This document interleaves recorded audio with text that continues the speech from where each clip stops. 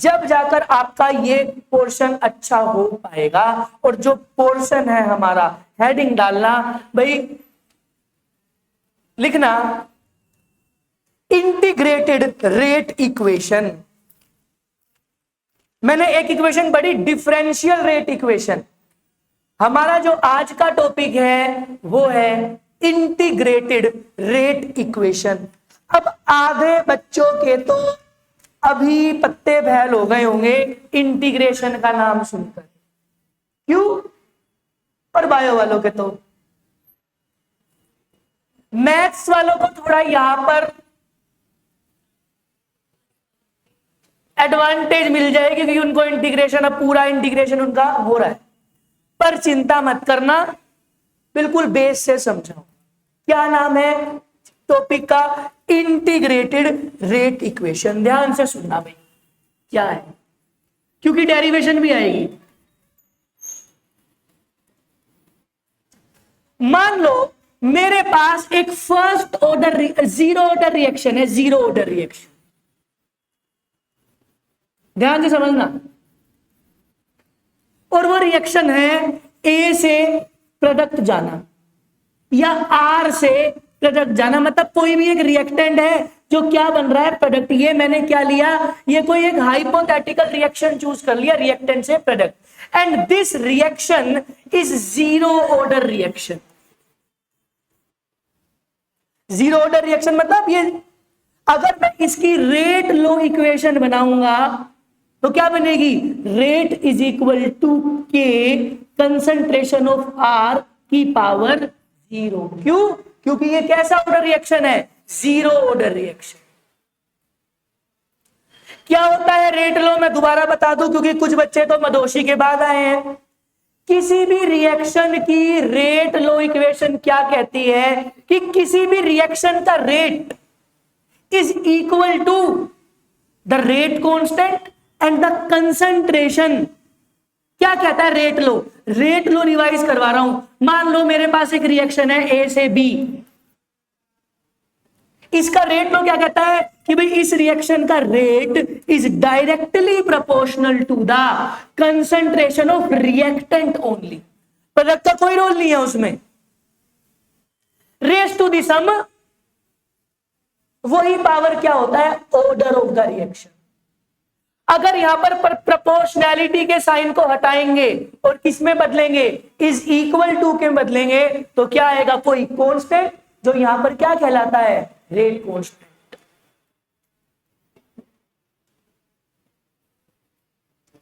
अगर मैंने तुम्हें बोला भाई ये रिएक्शन है और ये कैसा रिएक्शन है? जीरो ऑर्डर रिएक्शन, तो इसका रेट लो कहता है कि rate is directly proportional to the concentration. ये स्क्वायर ब्रैकेट किसका साइन होता है? Concentration of reactant. क्योंकि ये जीरो ऑर्डर रिएक्शन है इसीलिए इसकी पावर हमने क्या लिखी? जीरो। This is rate. और सबसे पहली बात जो सबसे पहले मैंने तुम्हें क्या पढ़ाया था कि किसी भी रिएक्शन का रेट क्या हो सकता है? Decrease in concentration of,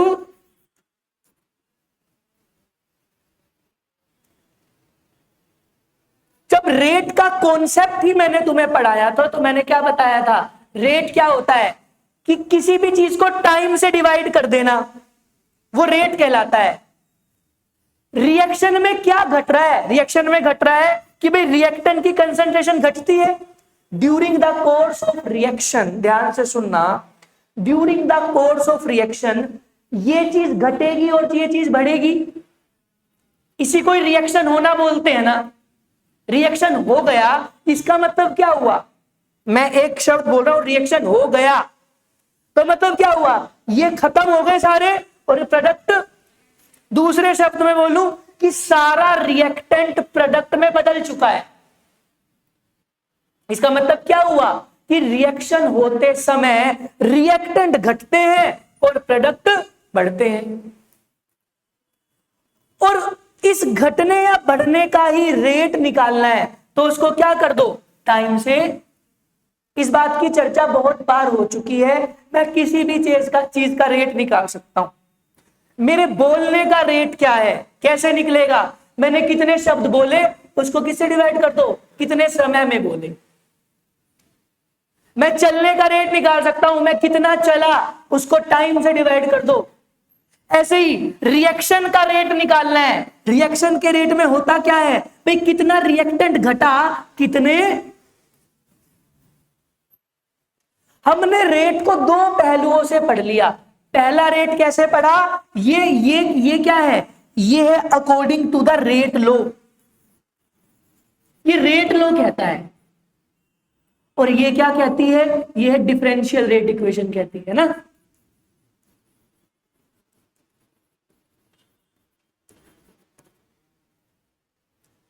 rate of reaction को पढ़ाने के दो अलग अलग नजरिए आए। पहला क्या आया, पहला तो ये आया कि रेट क्या होता है, किसी भी रिएक्टेंट की कंसंट्रेशन का घटना, घटना मतलब यहां पर क्या आएगा, माइनस का sign with respect to time. और रेट लो क्या कहता है कि किसी भी रिएक्शन का रेट किसके बराबर होता है, रिएक्टेंट की कंसंट्रेशन की कुछ पावर, और पावर किसके बराबर होगी, जो उसका क्या होगा, ऑर्डर। बोलो यहां तक समझ में आया कि नहीं आया, समझ में आया। अब देखो ये भी रेट के बराबर है, और तो मैं इन दोनों को बराबर लिख सकता हूं कि भाई के आर की power 0 is equal to minus D R by, बोलो बात समझ में आई कि नहीं आई, आई कि नहीं आई। किसी की पावर 0 क्या हो सकती है, 1, तो यहां से मैं क्या ले सकता हूं, minus D R by D T is equal to, बोलो कोई प्रॉब्लम। इस dt को इधर ले गया, क्या बना, minus D R is equal to, कोई प्रॉब्लम। क्यों कर रहे हैं, क्योंकि मेरे को कुछ निकालना है, मुझे कुछ निकालना। जैसे तुम फिजिक्स में डेरिवेशन करते थे ना, टीचर स्टेप बताता जाता था, अब तुम हर स्टेप में क्यों क्यों क्यों पूछोगे ना, तो कुछ नहीं होगा, समझते जाओ। अब क्या करूंगा, इंटीग्रेट करूंगा मैं, क्या करूंगा, इंटीग्रेट। तुम्हें पता है dx का इंटीग्रेशन क्या होता है, x, dt का इंटीग्रेशन क्या होगा, t, dr का इंटीग्रेशन क्या होगा,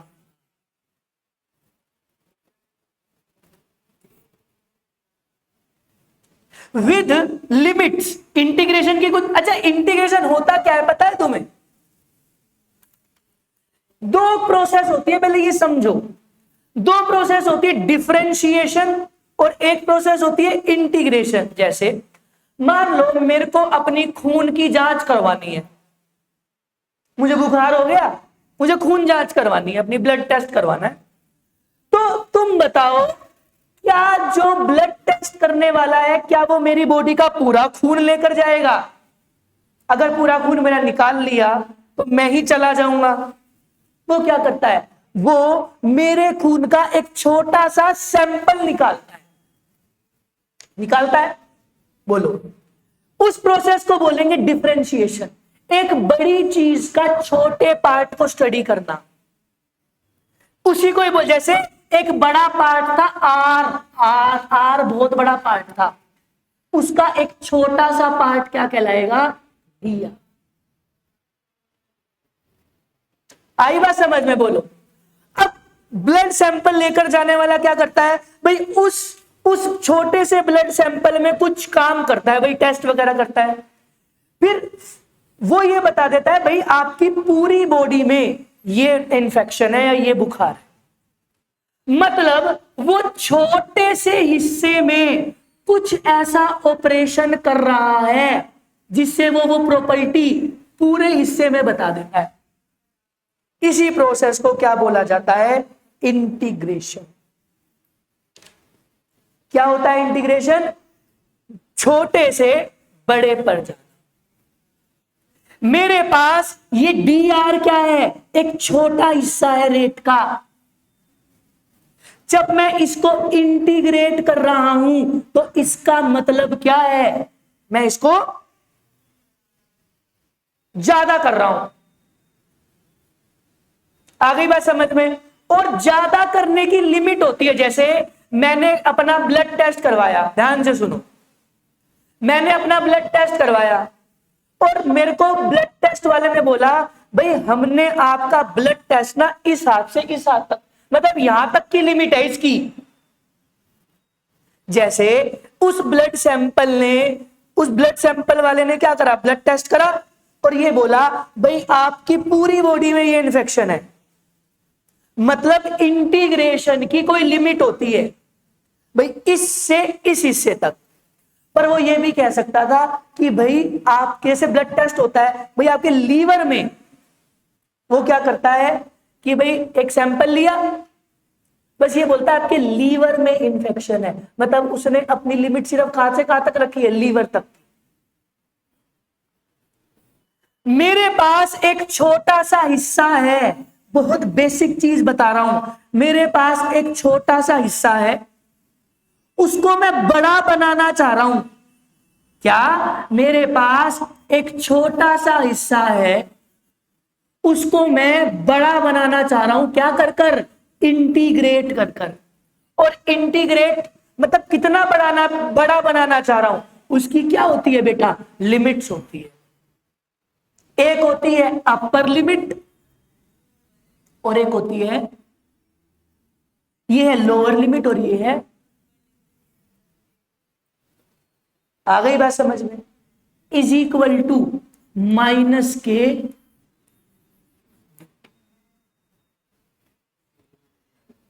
जीरो से टी,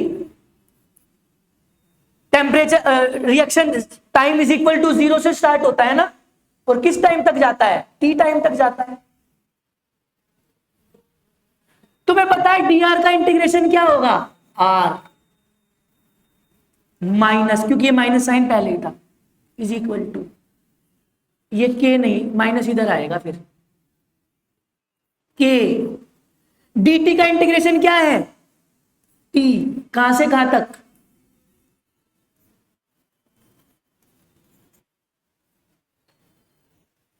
बताओ ये बात समझ में आएगी नहीं आई। अब क्या करता हूं, लिमिट पुट करूंगा। लिमिट पुट कैसे करते हैं, upper limit minus, upper limit क्या है, r minus R naught is equal to K T, T minus zero करूंगा तो टी आएगा, साइन चेंज करूंगा, देखो ये माइनस प्लस क्या, ये क्या बन जाएगा, R naught minus R is equal to K T. यहां से के का फॉर्मूला क्या आ गया, या टी का फॉर्मूला क्या आ गया, R naught minus R upon में के। जहां पर आर नोट क्या है, किसी भी रिएक्टेंट की इनिशियल कंसंट्रेशन, और आर क्या है,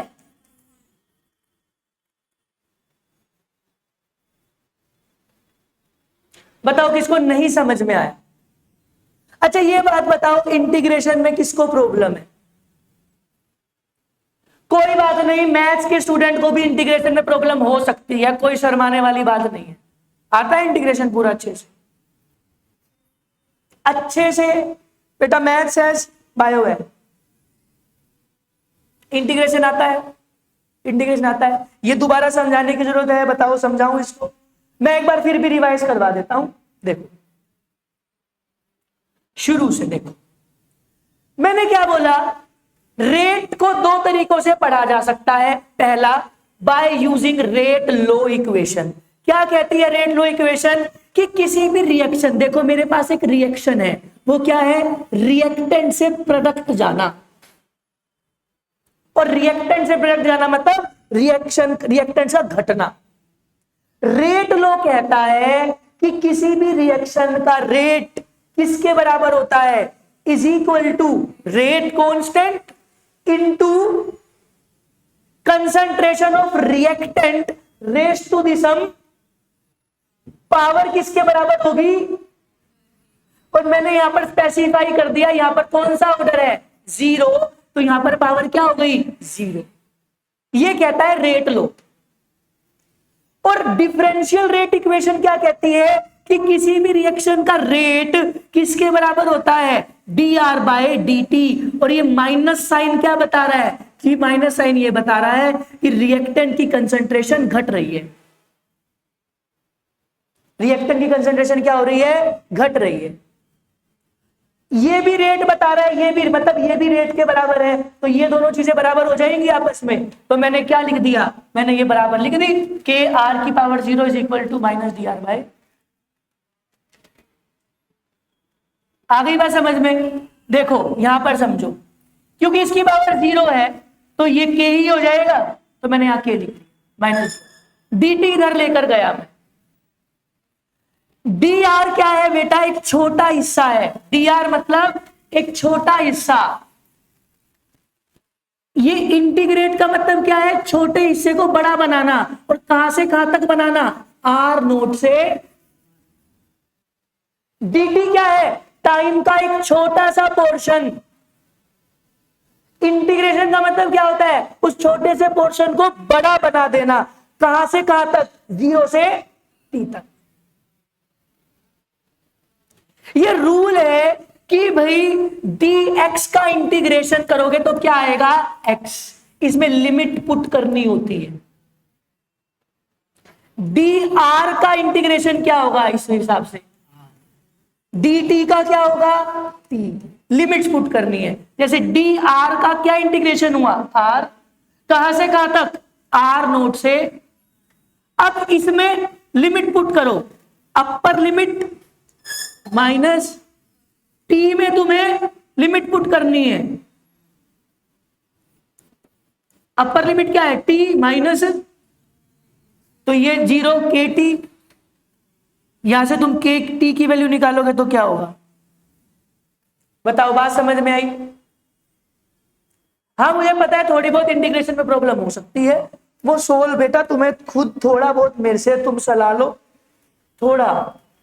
पर यहां से मेरे पास एक 0 ऑर्डर रिएक्शन का के की वैल्यू आ गई या टी की वैल्यू आ गई। वो क्या है, T is equal to, for 0 order reaction time किसके बराबर होता है, R naught minus R upon में के। आर नोट क्या है, इनिशियल कंसंट्रेशन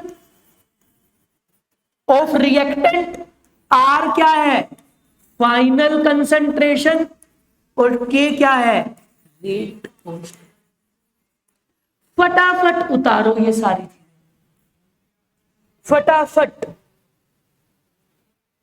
अभी कहां गया, ये रहा जल्दी। और ये समझकर, ये डेरिवेशन भी डिट्टो आ सकती है तुम्हारी।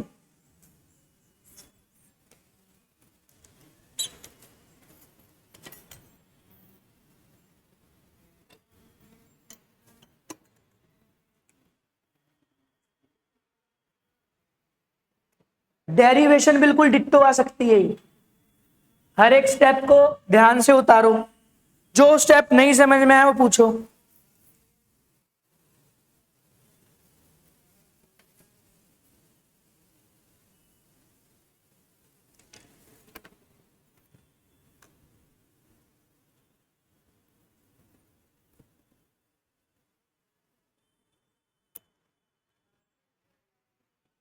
सबको उतारने दे।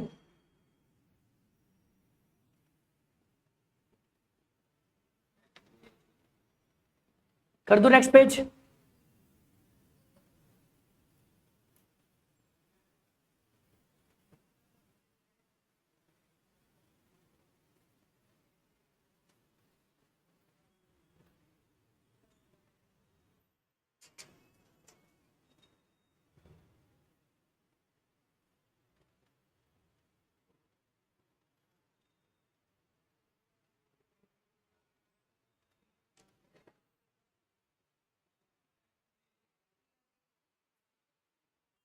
ये बस मैंने इंटरचेंज करा है भाई, ये के इधर लिख दिया बस और ये इधर लिख दिया।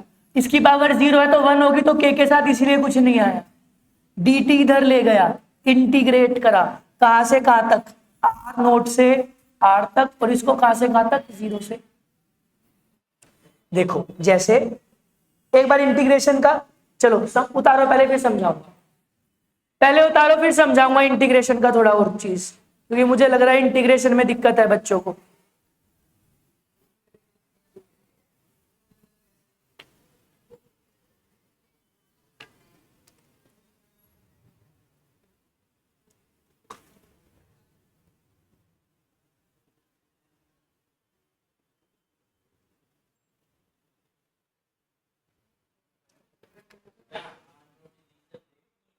इनिशियल कंसंट्रेशन बेटा, आर नोट इनिशियल कंसंट्रेशन है, आर क्या है, फाइनल कंसंट्रेशन।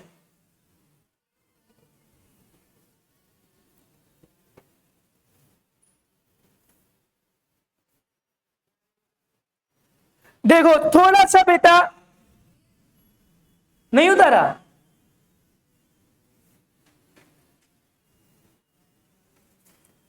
थोड़ा सा इंटीग्रेशन में थोड़ा नहीं हुआ।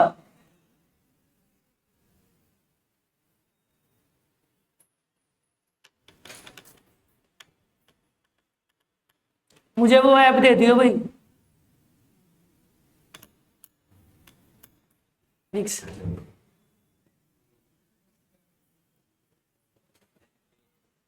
बस है ही नहीं। अब नेक्स्ट पेज, यही तो फॉर्मूला है। अब देखो भी मेरी बात ध्यान से सुनो, इंटीग्रेशन थोड़ा सा ध्यान से समझना। देखो मैंने क्या बोला, मैंने तुम्हें ये बोला भाई डी आर की इंटीग्रेशन मैंने कहां से कहां तक करी, 0 से r तक करी। इसका मतलब क्या है कि डी आर का मतलब क्या है, आर का एक छोटा हिस्सा, उसको बड़ा बनाना चाह रहा हूं by doing an operation called integration. कहां से कहां तक बढ़ाना चाह रहा हूं, 0 से r या r नोट से r। r नोट क्या है, इनिशियल कंसंट्रेशन, और r क्या है, फाइनल कंसंट्रेशन। ध्यान से समझना मेरी बात। सबसे पहले क्या करना होता है, ये तो थोड़ा मैथ्स ही है, पहले इंटीग्रेशन करना होता है। ये कैसे पता चला, ये याद करना होता है भाई, dx का इंटीग्रेशन x होता है, dt का इंटीग्रेशन t होता है, dx का क्या होता है, dr का क्या होगा, r। ये इंटीग्रेट करा मैंने पहले, dr का इंटीग्रेशन कर दिया। अब कहां से कहां तक करना है, r नोट से। इंटीग्रेट करने के बाद इसमें लिमिट पुट करनी होती है, कैसे, अपर लिमिट माइनस इस r में अपर लिमिट पुट करो, r तो क्या लिखो,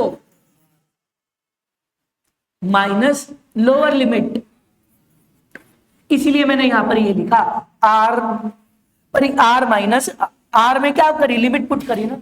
जैसे मेरे पास एक, ध्यान से सुनो, तुम्हें पता है एक्स स्क्वायर का इंटीग्रेशन क्या होगा,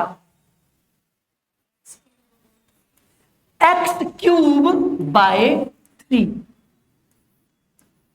और इसकी लिमिट मैंने बोली भाई 0 से 1।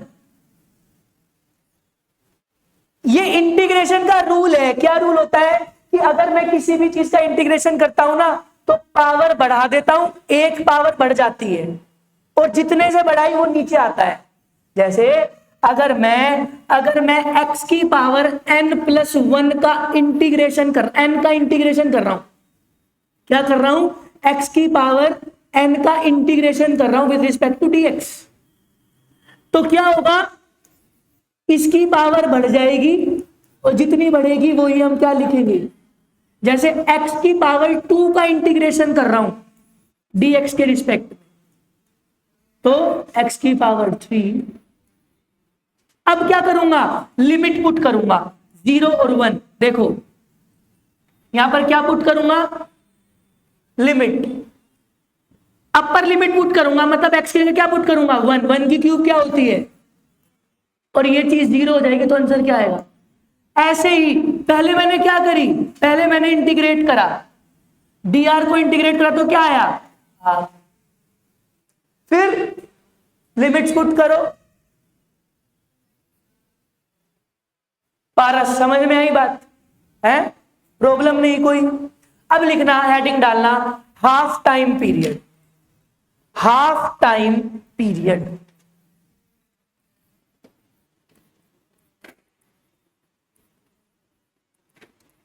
ब्रैकेट में लिखना टी हाफ, ब्रैकेट में लिखना टी हाफ।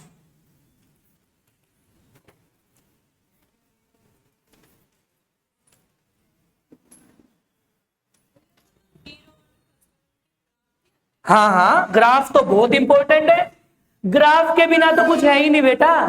और या तो ग्राफ रटो या फिर समझो। ग्राफ रटोगे तो आगे तक कुछ मतलब इतना रेगिस्तान का ऊंट बन रहा है तू, तेरे से आधा घंटा नहीं रहा गया बिना पानी पिए। रहने देना, तेरा पूरा करवा चौथ का वक्त तुड़वा दूंगा। ध्यान से सुनो भाई, टी हाफ क्या,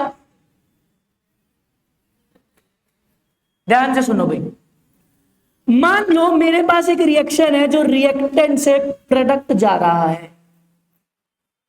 कहां से कहां जा रहा है? रिएक्टेंट से। मैंने क्या बोला? During the course of reaction reactant घटते हैं और प्रोडक्ट बढ़ते हैं। जैसे एक टाइम ऐसा होगा जिसको टाइम इज इक्वल टू 0 बोलूंगा, मतलब अभी रिएक्शन स्टार्ट ही नहीं हुआ है। उस समय पर क्या होगा? ये मैक्सिमम होंगे, मतलब मान लो ये आर है और उस समय पे ये क्या होंगे? 0। At time is equal to 0 पर रिएक्टेंट की कंसेंट्रेशन मैक्सिमम होती है, प्रोडक्ट तो शुरू, अगर रिएक्शन शुरू ही नहीं हुआ। At time is equal to T half पर, ध्यान से समझना। मान लो एक समय ऐसा आया, मैंने क्या बोला कि during the course of reaction reactant की कंसेंट्रेशन घटती है और प्रोडक्ट की कंसेंट्रेशन बढ़ती है। रिएक्शन की कंसेंट्रेशन घटते घटते घटते घटते घटते इतनी घटी कि अब जो रिएक्टेंट की कंसेंट्रेशन वो कितनी रह गई? आधी। मान लो मैंने 4 मोल लिए रिएक्टेंट, पर अब कितने रह गए? 2। कितना समय लगा? उसी आधा नहीं, कितना समय लगा उसी को ही क्या बोलते हैं? T half. रिएक्शन होते समय रिएक्टेंट की कंसेंट्रेशन घटती है, ये सब मानते हैं। घटते घटते आधी रह जाए, कितने समय में वो आधी हुई? उस टाइम पीरियड को मान लो 20 सेकंड में, T is equal to 20 second में ये आधा हो गया। मैंने लिया R था, 20 सेकंड के बाद देखा R/2 हो गया रिएक्टेंट, उसकी कंसंट्रेशन कितनी हो गई? R/2। तो ये जो 20 सेकंड है ना, इसी को ही बोलूंगा मैं T या फिर हाफ टाइम। लिखना definition, half time period, it is the time required, it is the time required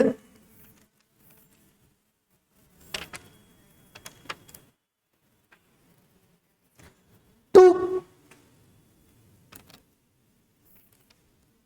एक मिनट रुक जाओ,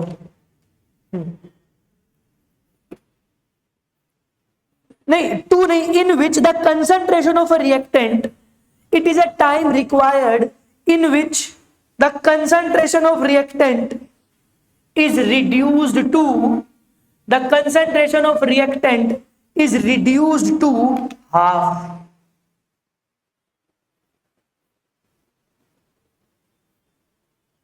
It is denoted by T1/2. It is denoted by T1/2. T half. कितने समय में कोई रिएक्टेंट आधा होता है, उस समय को बोलते हैं टी हाफ। मान लो मैं इसी चीज को न्यूमेरिकल पॉइंट ऑफ व्यू से समझाऊं। मान लो एक रिएक्टेंट से प्रोडक्ट जा रहा है और मैंने इनिशियली मतलब at time is equal to 0 पर ये 4 मोल पर लीटर लिया था। रख दो इसको, पानी नहीं पीना आज के बाद, मत पी लेना पानी। दोबारा समझा रहा हूं ये बात कि भाई t इज इक्वल टू 0 पर मैंने 4 मोल पर लीटर लिया था और ये कितने थे 0 पर 20 सेकंड में देखा गया कि ये रिएक्टेंट कितने रह गए 2। कितने हो गए ये आधे हो गए ना, 4 लिए थे 2 रह गए, कितने समय में हुए 20। तो इस रिएक्शन का जो टी हाफ होगा ना वो 20 सेकंड, सेकंड में भी हो सकता है, मिनट में भी हो सकता है। अब कुछ बच्चे ये समझेंगे कि टी हाफ का मतलब क्या होता है, आधा टाइम। आधा टाइम नहीं, आधी कंसंट्रेशन से रिलेट करो, जिस टाइम में कंसंट्रेशन आधी हो जाए, 40 ली तो 20 हो जाए।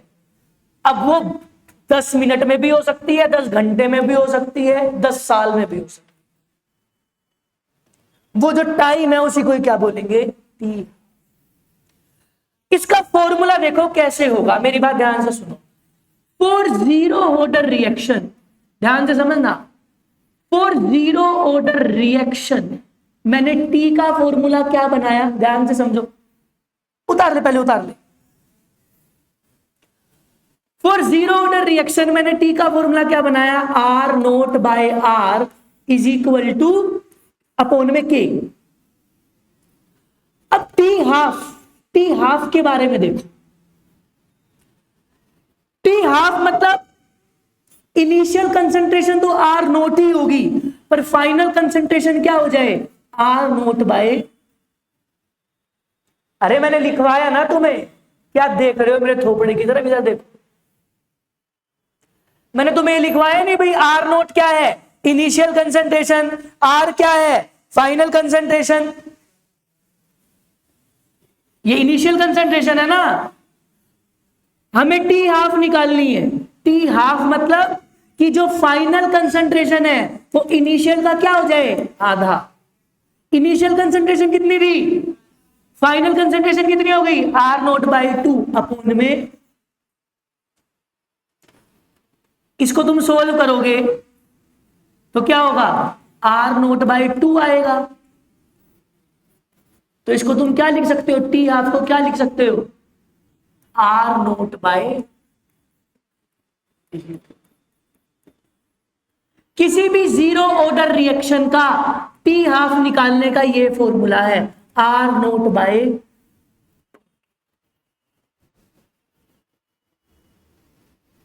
बोलो समझ में आया, समझ में आया।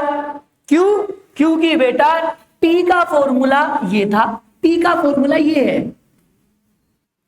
टी हाफ मतलब रिएक्शन आधा हो गया, आधा हो गया मतलब जो इनिशियल कंसंट्रेशन ली थी फाइनल कंसंट्रेशन उसकी आधी हो गई। फाइनल कंसंट्रेशन आर थी तो मैं उसको क्या लिख सकता हूं आर नोट बाय अपॉन में। आर नोट में से तो आर नोट बाय 2 आएगा, ये 2 इससे मल्टीप्लाई हो जाता है तो R naught by T half का formula T half is equal to R naught by 2k। T half क्या होगा R naught by for first order reaction. उतारो इसको फटाफट।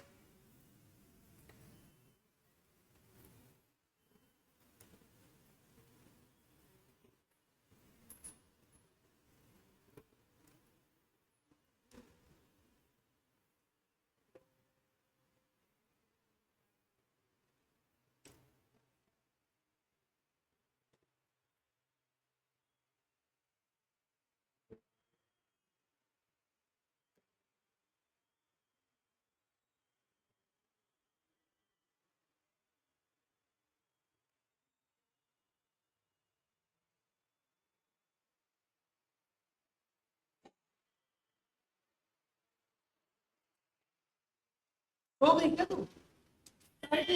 से समझ दोबारा।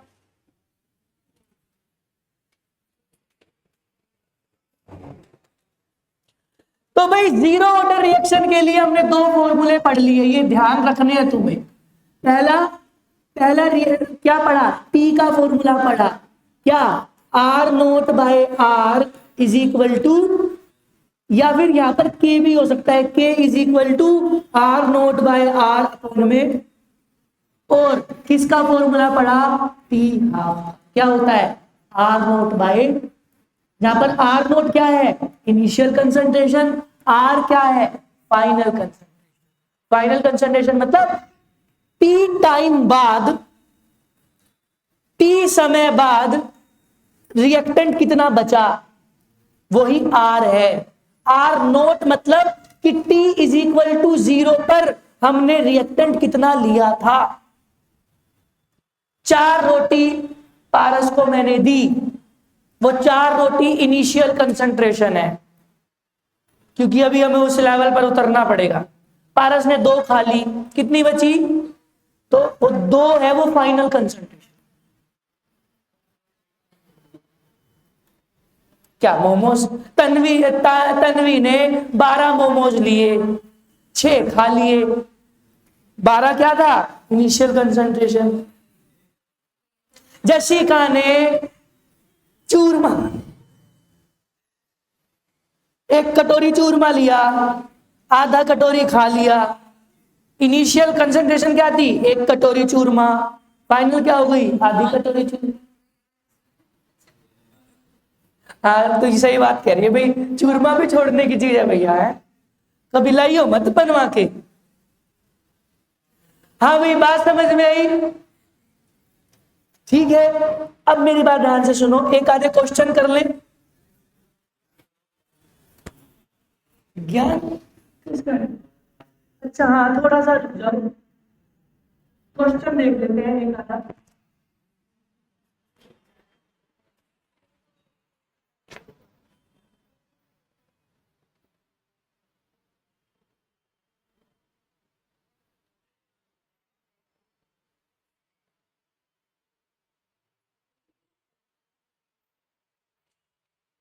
यही है ना पीडीएफ, ये तो नहीं है,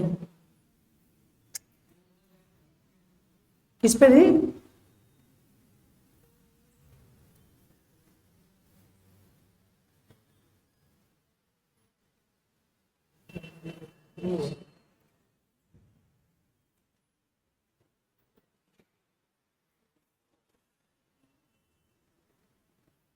छुट्टी हो गई।